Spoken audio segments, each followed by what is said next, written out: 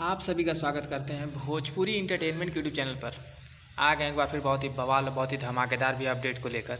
जो अपडेट है भैया भोजपुरी के बहुत ही बेहतरीन, बहुत ही लाजवाब सिंगर गोलू गोल्ड जी का कल है भैया जन्मदिन। और भैया जन्मदिन के अवसर पर गोलू गोल्ड लेकर आ रहे हैं बहुत ही बवाल और बहुत ही ब्लास्ट गाना।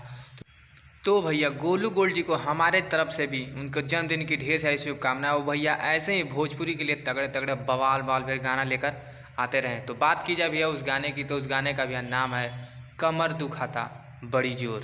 तो इस गाने को भैया कल सुबह 9 बजे रिलीज़ किया जाएगा गोलू गोल्ड जी के official channel Golu gold entertainment पर। तो बात की जाए भैया इस गाने की, तो इस गाने को भैया गाया है सिंगर गोलू गोल्ड जी ने। और इस गाने को के भैया लिरिक्स को लिखा है इमरान भाई ने।